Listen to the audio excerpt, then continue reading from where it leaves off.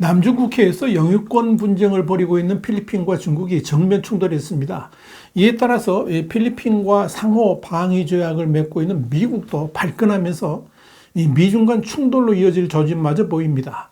중국이 필리핀을 향해서 왜 이렇게 발악하는지 그 배경을 Y타임스가 파헤쳐봤습니다. 지금 시작합니다.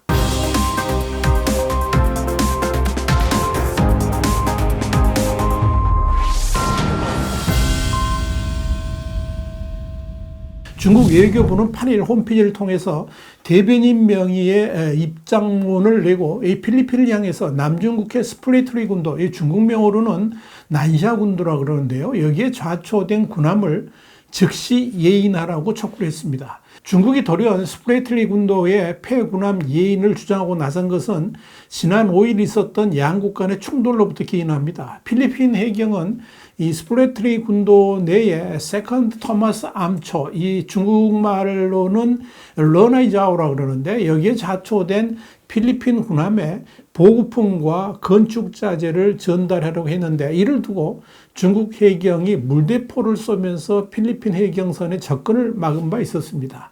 이 사건은 즉각 필리핀 정부의 분노를 불러왔습니다. 페르난드 마르코스 주니어 대통령은 7일 중국 대사관에 항의서를 보냈고 외무부는 필리핀 해군의 생명을 위협하는 위험하고 불법적인 행동을 비난했습니다. 이번에 필리핀과 중국 간의 충돌이 일어난 것은 필리핀 연안에서 105해리, 그러니까 195km 떨어진 세컨드 토마스 쇼에 위치한 필리핀 수비대에게 해안경비대가 물자를 공급하려 하면서부터 시작된 겁니다.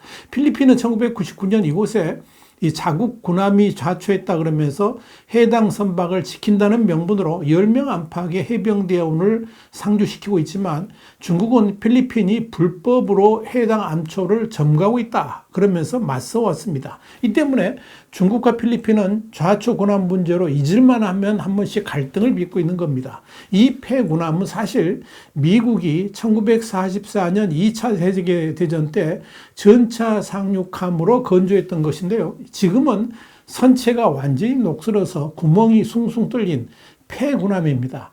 한마디로 유령선이라는 겁니다. 그럼에도 이 폐군함은 당당하게 시에라 마드로에라는 이름을 지닌 필리핀 해군의 정식 취역함으로 등재되어 있습니다. 이 시에라 마드로에는 필리핀 북부의 루손 섬에 위치한 오지 마을들을 품은 산맥의 이름입니다. 이 필리핀 정부는 최서단 수역을 지킨다는 의지를 담아서 길이 100m의 이 군함에 이 산맥 이름을 붙인 겁니다. 문제는 이 폐군함이 위치한 지역에 대해서 중국이 영유권을 주장하면서 이 폐군함의 철거를 요구하고 있다는 점입니다. 중국은 남중국해에 이 구단선으로 불리는 9개의 가상선을 긋고 선 안쪽의 90%가 자국 영해라고 일방적으로 주장하고 있습니다. 2016년 국제상설중재재판소가 국제법상 근거가 없다고 판결했지만 중국은 이를 완전히 무시하고 있습니다. 특히 중국 당국은 100개의 섬과 암초로 구성된 스프레트리 군도에 위치한 암초인 이 미스치프 리프에 1995년부터 일방적으로 군사시설들을 지었습니다. 그러자 필리핀 정부는 그 대응 차원에서 미스치프 리프에서 40km도 안 떨어진 곳에 위치해 있는 이 모레톱이죠. 세컨드 토마스 쇼에 1997년 시에라 마드로의 함을 일부러 좌초시켰습니다. 그러면서 필리핀 해군의 정식 취역함으로 등재시켰던 겁니다. 이후에 시멘트와 철강, 케이블 등을 이용해서 모레톱에 시에라 마드로에를 아예 고착시켜버렸습니다. 문제는 중국의 억지스러운 영해 주장입니다. 이곳은 필리핀 서쪽에서는 약 195km에 불과하지만 중국의 가장 가까운 하이난 섬으로부터는 무려 1100km나 떨어져 있습니다.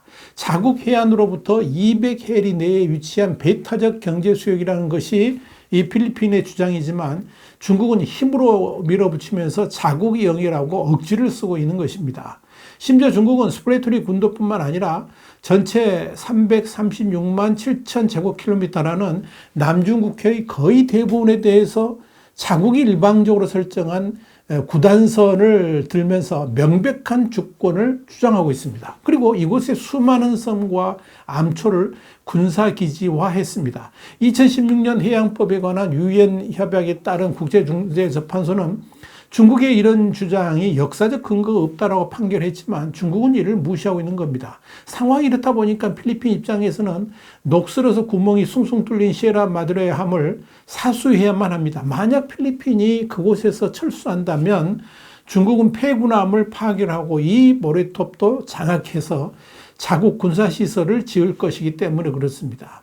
이렇게 필리핀과 중국이 정면 충돌하자 필리핀과 상호 방위 조약을 맺고 있는 미 국무부는 6일 중국이 필리핀의 합법적인 공해상 항행의 자유를 방해했다. 국제법에 부합되지 않으며 지역 평화와 안정을 직접적으로 위협했다 그러면서 남중국해의 필리핀 선박, 항공기, 군인들에 대한 무장 공격은 1951년 필리핀과 맺은 상호 방위 조약에 따른 미국의 개입을 초래하게 될 것이다. 이렇게 경고를 했습니다. CNN 등은 미국이 일본, 호주 등과 함께 조만간에 이 남중국해 합동 정찰 강화에 나설 것으로 보인다라고 보도했습니다. 미국이 중국의 위협에 강경하게 대처하지 않으면 영유권 분쟁을 벌이고 있는 남중국해에서 중국의 현상 변경 시도가 계속될 것으로 내다봤습니다. 호주, 일본, 독일, 캐나다도 이 사건 이후에 위험하고 안정성을 깨는 행동이라고 그러면서 중국을 일제히 비난했습니다. 미국이 중국에 대해서 경고를 하고 나서자 중국 외교부도 8일 성명을 통해서 이 암초는 난사군도의 일부라 그러면서 필리핀이 불법으로 해당 암초에 건축자재를 수송하려고 시도해서 물대포로 대응했다라고 맞섰습니다. 자국 영토를 지키기 위한 정당한 행위였다라고 주장을 한 것입니다. 중국 외교부는 이어서 미국은 남중국해 문제를 이용해서 소란을 일으키거나 이간질하는 것을 중단하고 남중국해 평화와 안정을 유지하기 위한 지역국가의 노력을 존중하라라고 맞섰습니다. 중국 관영 환구시보는 중국 해경선이 필리핀 선박보다 훨씬 크기 때문에 직접 봉쇄하면 충돌하거나 침몰할 수 있다 그러면서 그래서 물대포를 사용한 것이라고 했습니다. 미국이나 일본 선박이었다면 중국의 대응이 훨씬 공격적이었을 것이라 그러면서 물대포 사용이 필리핀을 봐준 것이다. 이런 주장도 폈습니다. 중국은 올 2월에 이 지역에서 음식과 군용물자 보급 작업을 지원하던 필리핀 선박을 향해서 레이저를 쏜 바 있습니다. 2021년 11월에도 이 필리핀의 군용물자 보급선에 물대포를 발사한 바도 있습니다. 중국이 이렇게 필리핀을 윽박지르면서 심지어 정면 충돌 양상까지 보이는 것은 한마디로 필리핀의 친미화에 제동을 걸기 위함입니다. 전임 두테르테 정권 때는 중국의 힘을 통한 압박에 숨죽이면서 중국의 선처만 바라던 필리핀이었는데 이 마르코스 주니어 대통령 취임 이후에 필리핀이 미국과 손을 잡고 대중국 강경 자세를 통해서 철저한 국익 추구를 하겠다고 나서면서 중국이 오히려 당황하고 있는 것이고요. 더 이상 친미화되는 것을 막겠다 하는 그런 의지를 보이고 있는 것입니다. 그래서 지난 7월 17일에는 중국이 전임 두테르테 대통령을 베이징으로 초청해서 시진핑 주석과 회담을 했습니다. 그러면서 양국 간 관계가 더 나빠지지 않도록 두테르테 대통령이 역할을 해달라고 당부하는 일까지 벌어졌습니다. 또 지난 5월 23일에는 친강 전 외교부장이 필리핀을 방문해가지고 양국 간의 근본 이익 수호를 강조하기도 했었습니다. 중국이 이렇게까지 나서는 이유는 필리핀의 미군 기지가 추가로 4곳 더 들어서기로 했고 또 미국 필리핀군 간의 합동 군사훈련까지 강화하면서 중국의 배후를 불안하게 만들고 있기 때문에 그런 겁니다.